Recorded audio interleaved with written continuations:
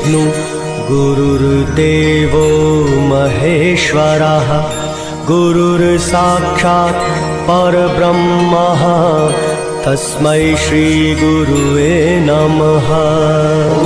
गुरुर्ब्रह्मा गुरुर्विष्णु गुरुर्देवो महेश्वरा गुरुर्साक्षात् परब्रह्म तस्मै श्री गुरुवे नमः।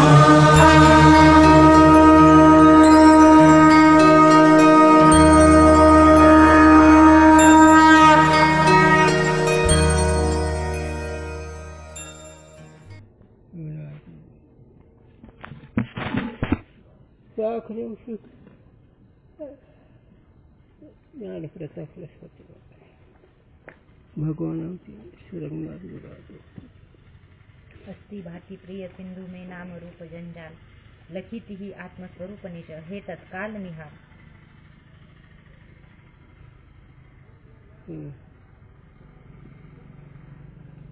उत्कट जिज्ञासा वाले को ब्रह्मबोध होवे है, उत्कट जिज्ञासा रहित को ब्रह्मबोध होवे नाही। हो आधी करायला होतं, आधी करायला होत नाही। उत्कट म्हणजे काय त्याला प्रमाण सांगावं लागतं।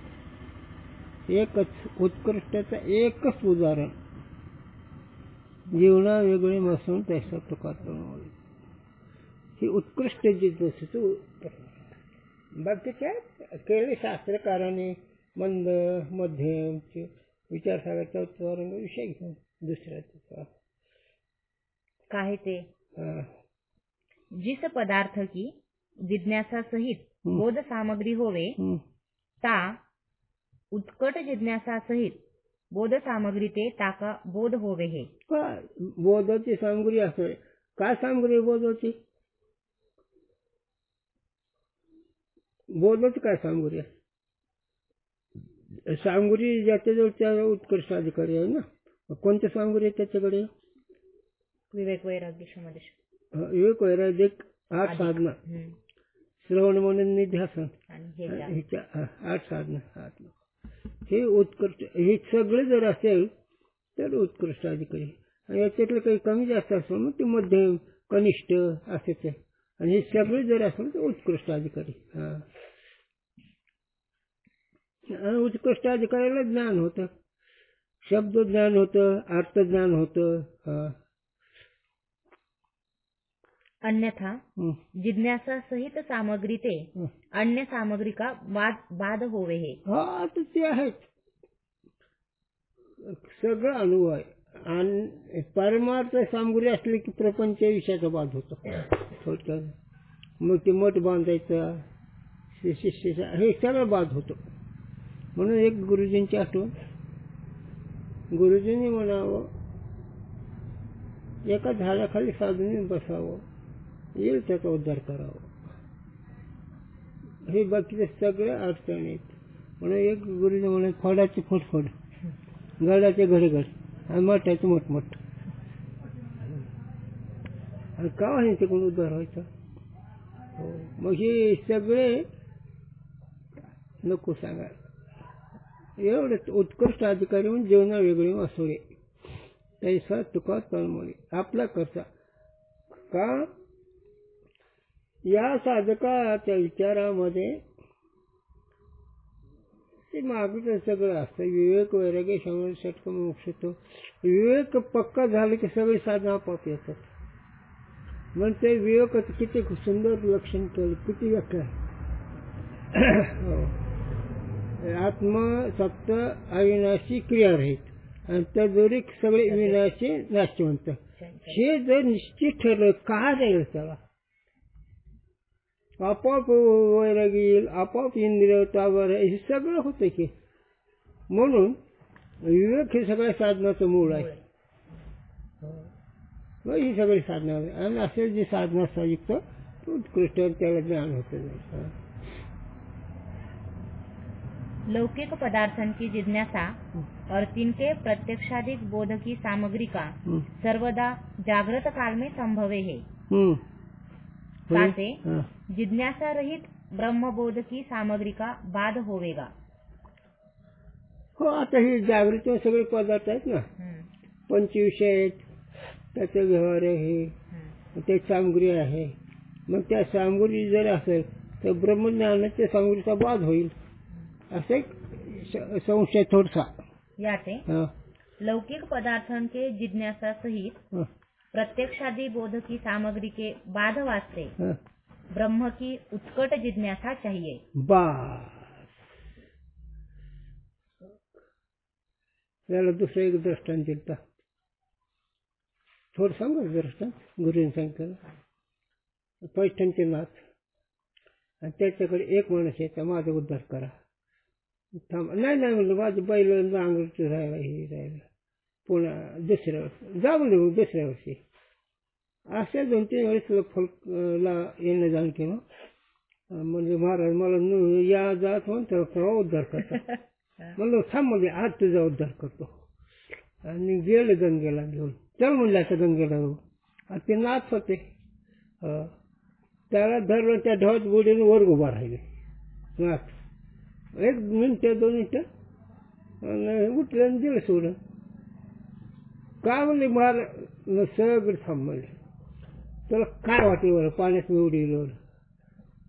म्हणले मला वाटेल हे ह्याच्यातून कवा बाहेर पडेल. गाढवा म्हणले त्यात काय अधिकार असतो, मी उद्धार करतो. येतो म्हैशीचं झाड काढत राहिले, येतो काय चिंता नाही काय. उत्कृष्ट जिज्ञासा असेल त्यालाही ज्ञान होतं आणि प्रपंचाचा विचार त्याच्या समोर नाही येत. नाही नावडे जनधन माता पिता, नावडे जन धन माता पिता अधिक. उपेक्षा आवडत नाही, उपेक्षा नाही पण आवडत नाही, अशी त्याची वृत्ती. ही तर कनिष्ठ, ही तर कनिष्ठ भूमिकेचा विषय. उत्कृष्ट भूमिकेचा विषय जसं आग्नेय सापडलेला माणूस बाहेर पडेल तसं आहे. नाही किती सांगितलं कमी पडणार, आपापल्या मनाला विचार करायचा चालायचा. म्हणून उत्कृष्ट सामग्री जरी व्यावहारिक असले तरी ते ह्याचा वाद करू शकत नाही, कारण उत्कृष्ट सामग्री नाही ती. उत्कट जिज्ञासा सहित ब्रह्मबोध की सामग्री ते लौकिक पदार्थन के बोध की सामग्री का बाध होवे हे. उलट त्याला दुसऱ्याच्या रंगात संतांच्या आधी शास्त्रात संगतीने व्यावहारिक संस्कार कमी होतात आणि व्यावहारिक संगतीने व्यावहारिक संस्कार जास्त होऊन ही संस्कार कमी होतात. हो तेच हा. हो इथे ते लिहिलं उत्कृष्ट म्हणजे संसारिक हे पंचविषयाचं त्याला इच्छा नसते, त्याचा बाध होतो.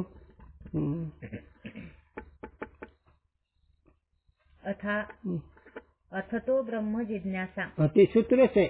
या सूत्र का भी इसी अर्थ में तात्पर्य है. अथा तो ब्रह्म जिज्ञासा ही जी व्यासांत सूत्र आहे ब्रह्मसूत्रामध्ये, त्या सूत्रात हाच अर्थ आहे.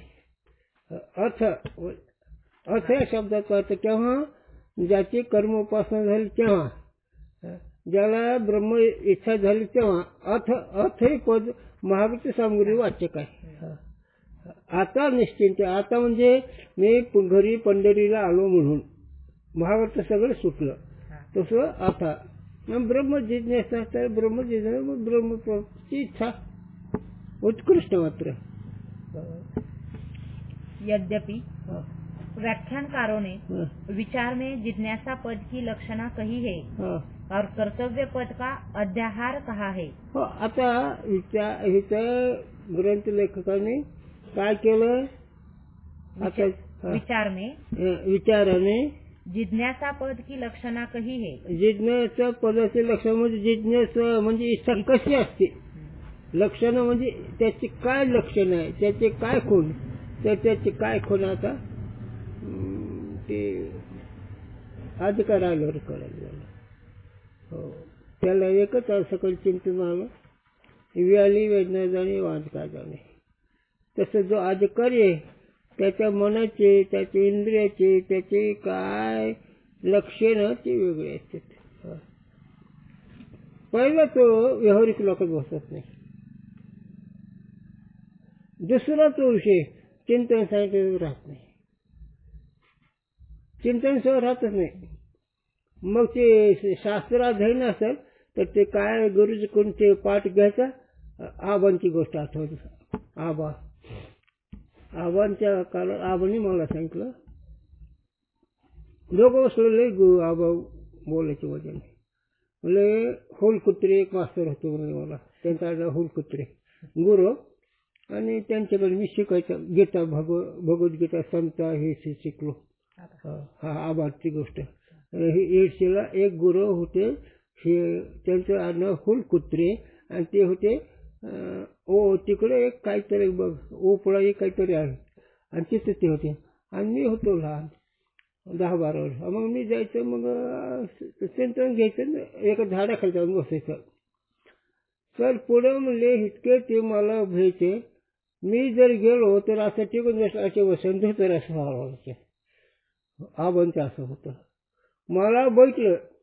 ती म्हणे सारी अहो महाराज म्हणले गुरुजी मी ते काय असेल ते असं म्हणले पण मला असं वाटतंय ही उत्कृष्ट जिज्ञासा. आणि ही मला तो स्वतः त्यांनी सांगितलं. मी गीता शिकत होतो. गीतेचं संत वगैरे घ्यायचं व्याकरण वगैरे शिकलो. हुशार होता प्रपंचिक होता पण हुशार होता. चांगला होता. आचार विचार चांगला होता. साधू होता. पण आता प्रपंच असल्यामुळे आमच्याला थोडंसं वाटतंच की मग मी ते पाठ घ्यायचा संता घ्यायचे आणि झाडाखाली जाऊन त्याचा पाठ करायचा आणि पुन्हा यायचं. तर आता माणूस कधी बसतो ना व्यवस्थित कधी मला पालक नीट बसायचे वगैरे हे त्याचे लक्षण असतात. विवेकाचं लक्षण काय वैराग्याचं लक्षण काय सांगतो तुला. माऊलीचे वय सांगतो. विवेक आणि वैराग्याचं लक्षण या प्रपंचाची अनित्यता जरी कोळी टिकता तरी वैराग्य दवडीचा पाठी लागेल असं ते. पण ते अधिकाऱ्यावर असतं. चला हे म्हणून प्रपंच परमार्थ कधी जमतच नाही. आंधळा सत्वगुण ते परमार्थ वाटतो. पण उद्धाराचा परमार्थामध्ये अरे गुरुजींनी सांगा त्याला जेवणीची आठवण नाही. इतका साधक ते चिंतन त्याला जेवायची आठवण नाही. काय हे न मिळो खावया न वाढ सांगता तेव्हा हे होते. उत्कृष्ट अधिकाऱ्याचा विचार चालू तेव्हा आणखीन तेच वाक्याचा अर्थ राहिला सांगायचा. और तथापि कर्तव्य पद का अध्याहार कहा है. जिज्ञासेचं लक्षण सांगितलं आणि काय कर्तव्य त्याचा अध्याहार आहे. अध्याहार कशाला म्हणायचा आपण कशाला म्हणायचा. अध्याहार म्हणजे नसलेली कल्पना करणं त्याला तिची गरज आहे याची कल्पना. मग आता अधिकाऱ्याने काय करायचं इच्छा जळायच्या नाही. त्याने श्रवण मनन निध्यासन हेच अध्याहार सांगितला. ह्याचा अध्याहार आहे ना. आपण अध्याहार म्हणजे नसलेल्या गोष्टीची कल्पना करणं. आणि अध्यारोप म्हणजे जगाचा मिथ्या तो. अध्यारोप म्हणजे जग कल्पना जग खोट आहे. अध्यारोप म्हणजे अध्यास सांगायचा. अध्यासाला काय म्हणा अध्यारोप. आणि अध्याहार म्हणजे पाहिजे त्या गोष्टीची तिथे कल्पना. उत्कृष्ट जिज्ञासेला काय कर्तव्य श्रवण मनन निध्यासन. मग ती सगळं आलं गुरु सेवा आली सगळं आलं. पण अध्यास आणि अध्यारोप. अध्यारोपामध्ये जगाचा अध्यास जग अध्यास हे सांगायचा आणि अध्याहार म्हणजे जे पुढची जी सांगू ते सांगायचे. लक्ष आलं का. याते ब्रह्मज्ञान के अर्थ वेदांत वाक्यां का विचार कर्तव्य है. बस हे कर्तव्य त्याचं मग हिचा अध्याहार झालायचा. मग काय करायचं नाही तर सांगतो बा नाथांचा अभंग आहे 22 चरण. विवेक वैराग्य समाधी षटक 34 देखील मोक्षचा श्रवण मनन निध्यासन तत्व पदार्थ शोधून यानं अंतरंग साधना. हे कर्तव्य. मग कर्तव्याचा आधार केला अधिकाऱ्याने काय करायचं?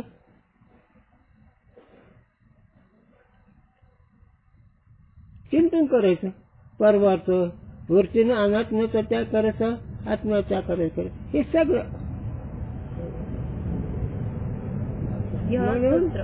म्हणून याच्या कर्तो कर्तव्य, स्मारे स्मारक, प्राप्य प्रापक, हे काय आहे? हे आधार आहे. कर्तो कर्तव्य त्याला करावं लागेल का नाही? काय करायचं? वेदांत श्रवण करायचं. वेदांताशिवाय दुसरं काही ऐकायचंच नाही. नाहीतर वेदांत सोडा लागला रामायण. आमच्या शंकर महाराज म्हणतो, अरे हे रामायण केव्हा संपायचं तुझं? नाहीतर महाभारत केव्हा महाभारत संपायचं? ज्याला ज्ञान उत्कृष्ट जिज्ञासा आहे त्यांनी वेदांतच ऐकायचा. मग ते वेदांतामध्ये ज्ञानेश्वरी, भागवत, गाथा, विचारसागर, प्रभाकर, पंचदशी, अद्वैतसिद्धी, भामती, ब्रह्मसूत्र, हे वेदांताचे ग्रंथ. शंकराचार्य भाष्य. यह सूत्र का अर्थ है. कोणत्या सूत्राचा? अर्थात बस ही आता आपण म्हणून जिज्ञासेचं लक्षण सांगितलं. जिज्ञासेचं लक्षण सांगितलं आणि त्याला कर्तव्य ते श्रवण म्हणून सांगितलं. वेदांत ऐकायचं. का विचार. तथापि विचारवाचक पद को त्यागी के लाक्षणिक जिज्ञासा पद के प्रयोग से सूत्रकार का वाच्य और लक्ष्य दोनों अर्थों में तात्पर्य है. सूत्रकार आणि भाष्यकार. सूत्रकार म्हणजे वेदव्यास, भाष्यकार शंकराचार्य. त्यांच्या वाक्याचा, त्यांच्या विचाराचा विचार करायचा, त्यांच्या भाष्याचा, सूत्राचा त्याने विचार करायचा, म्हणजे ते वेदांत ऐकायचा. हे सगळे वेदांत नाही ना. पुन्हा वाच पंक्तीचा अर्थ पाहिजे. तथापि तरी पण विचारवाचक पद को त्यागी के, विचारवाचक पद त्याग करून. काय विचार आहे ना? तर विचार म्हणजे याचा प्रसंग प्राप्त आहे, पण ब्रह्मसत्य जगत मिथ्या किंवा प्रपंच नित्य आहे, आत्मा सत्य आहे, हे विचार आहे. ह्या विचाराच्या पुढे पद को त्यागी के, त्या विचार ही पद, त्या पदाचा त्याग करून लाक्षणिक जिज्ञासा पद के, लाक्षणिक जिज्ञासाचं हे लक्षण कसं आहे, त्या लक्षणाच्या दृष्टीने प्रयोग ते, प्रयोग म्हणजे त्याचा क्रिया, प्रयोग म्हणजे त्याचा अभ्यास. सूत्रकार का वाच्य और लक्ष्य दोनों अर्थों में तात्पर्य है. मग सूत्रकार असणारे आणि भाष्यकार त्यांचं वाच्य आहे. काय वाच्य आहे? साधकाने काय करायचं? श्रवण म्हणून निध्यासन, हे त्याचं वाच्य आहे, हे करायचं. वाच्य और लक्ष्य दोनों. मग वाच्य आणि लक्षण. ब्रह्म जिज्ञासा ब्रह्मबोध का हेतु है. ब्रह्म इच्छा ब्रह्म प्राप्तीचं आहे, ब्रह्म ज्ञानाचं कारण आहे, ब्रह्म ज्ञान होण्याचं कारण. बोध म्हणजे ज्ञान.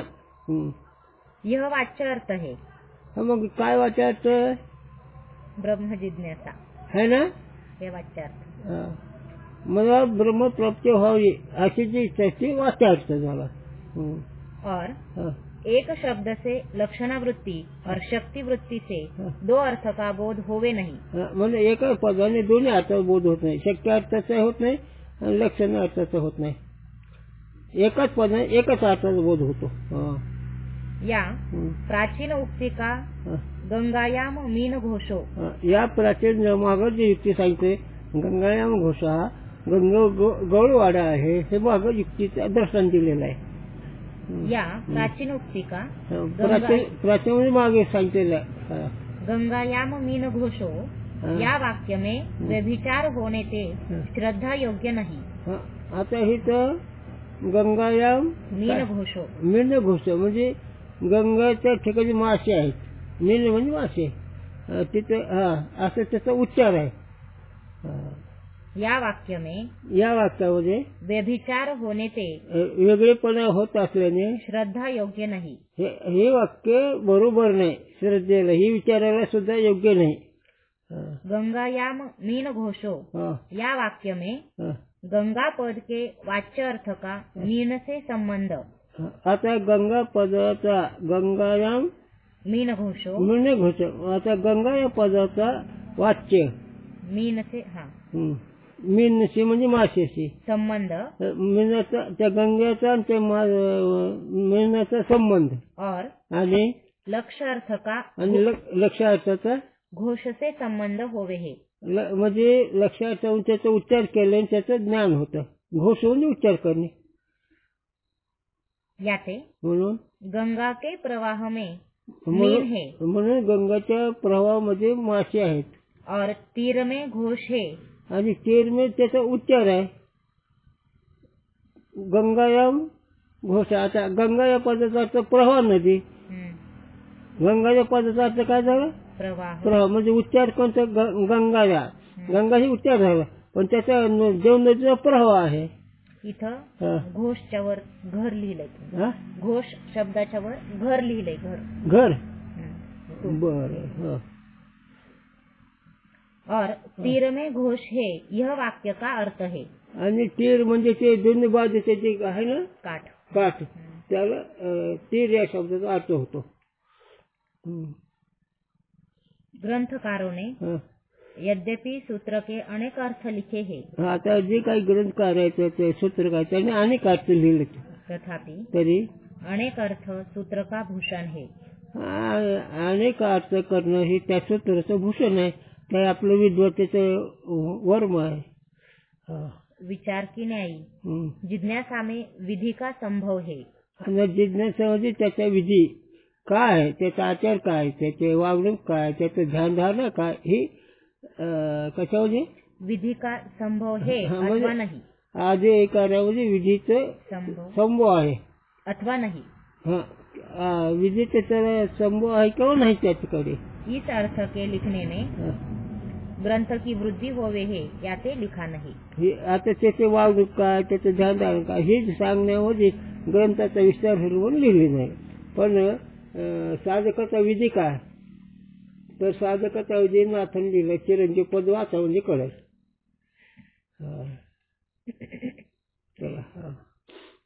संपला विषयात. बर पुढे काय? वेदांत के तात्पर्य और वेद अरु शब्द विषय विचार. उद्या का कुंडली वेद कशाला म्हणावं पुन्हा काय? वेद अरु शब्द वेदांत के तात्पर्य वेद आणि वेदांतचं काय तात्पर्य आणि शब्द विषय विचार. आणि शब्द शब्द कशाला म्हणायचा ह्याचा विचार. तीन मुद्दे वेद वेदांत आणि शब्द. हे महत्वाचा विषय झाला. आता राहू द्या उद्याची घेऊ. अधिकाराचं लक्षण तुकोबारायचं. जिज्ञासाचं लक्षण काय? नाथच पद पहा म्हणजे कळेल. आणि तुकोबाराने लिहिलं अधिकाराचं लक्षण. एक अभंग सांगतो तुकोबाराचा अभंग. साधकाचे दशा उदास असावे उपाधी नसे अंतर्भावी. अंतर्बाह्य साधक दशा उदास असावे उपाधी नसे अंतर्भावी. लोक तसे काही निद्रेचे जिनावे भोजन करावे परिमुक्त. एकांची लोकांची शिरशी भाषण प्राणदान केलेलं करू नये. तो कामण्याच्या साधन जो राहील तो चिंतन राही गुरु करते. कुणाचं जिज्ञासाचं हे अभंगच आहे. आणि त्याच्या खाली भूमिकेचं अभंग. चित्तशुद्धीचे लक्षणात दोष नाहीसे करण्यात आहे. दुर्बुद्धीचे मना कदा नुपतो नारायणा. आता मग आयचे करे तुझे पाय चित्ती धरे. उपजला भाव तुझे कपे सिद्धी धर. तो कामने आता लाभ नाही करता. हे त्याच्या खाता बघ. आणि उत्कृष्ट अभंग साधकाचे जसे उदास असावे. हे तर साधक नाही. मग साधकाचे जसे उदास म्हणजे कसं म्हणायचं?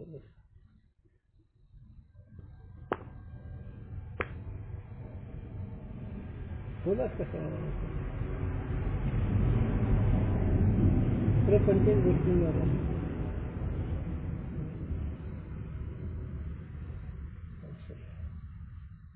आमच्या आबांचे असलं आबा जेवढे लागण्याचे आम्ही आणि मग ते जरा हेच करायचं ना साबण लाव कुठं काय अरे म्हणले किती जरी सुपस्कार करतो हे ते चिपचिपटे राखत व्हायचे ना असं मला आबाला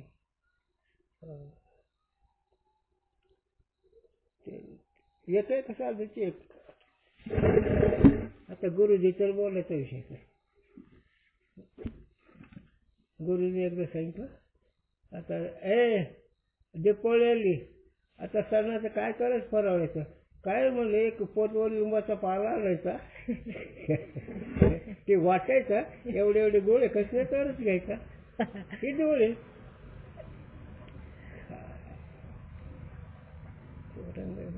ते अधिकारी होऊन गेले आता नुसतं धंदा राहिला एखादा महात्मा सोडला तर